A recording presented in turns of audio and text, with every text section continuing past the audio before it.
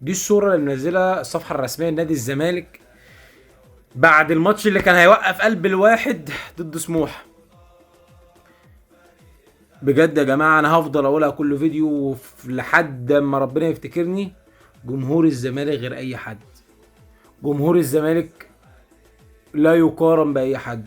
جمهور الزمالك هو اللعيب اللي رقم من 1 ل20، هو القايمة كلها، هو الجهاز الفني، هو رئيس مجلس. جمهور الزمالك هو كل حاجة. جمهور نادي الزمالك هو الزمالك. اللي يقدر يفصل اللعيبه من الماتش الكارثي اللي فات لفوز النهارده والروح اللي اللعيبه كانت بتلعب بيها، هو ده جمهور الزمالك.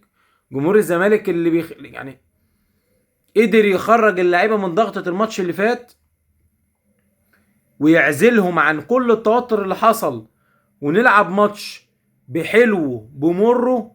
لان احنا عندنا مشاكل، في غلطات كتير، مش قادر تصنع فرص،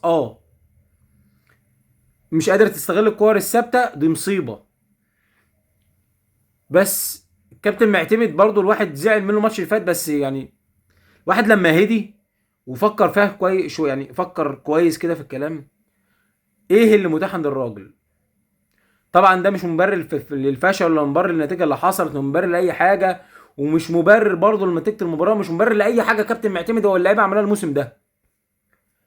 احنا ما عندناش سكواد كامل.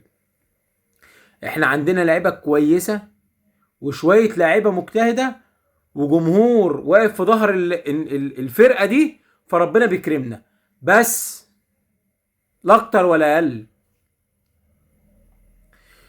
ماتش النهارده بجد هو احلى نهايه تحصل لحد ما نوصل لماتش سيراميكا ان شاء الله، وقفله كويسه قبل ما نروح نلعب اتحاد العاصمه.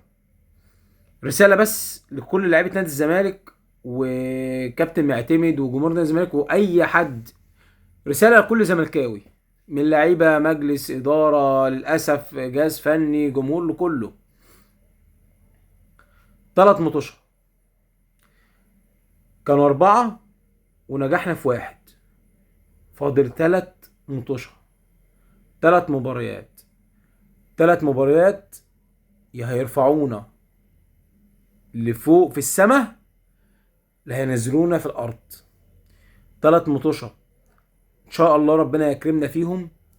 3 مطوشه هيحددوا مصيرك، وهتثبت ان انت نادي مالكش كتالوج. انا نادي رخم، انا في اي ظروف هتلاقيني واقف لك زي اللقمه في الزور. حكام ما تحسبش عليك ضربات جزاء وتحسب لك ضربات جزاء من وهم الخيال، زي بتاعت بلحه النهارده، ده زي بتاعت الجربان اللي وقع النهارده وخد ضربه جزاء.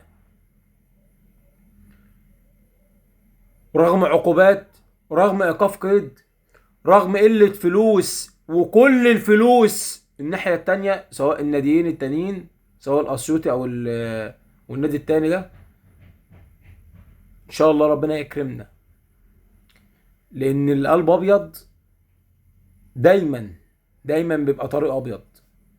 وان شاء الله نهاية 3 مطوشة ان شاء الله بطولتين في الاخر باذنك يا رب هيبقى لونهم ابيض بخطين حمر.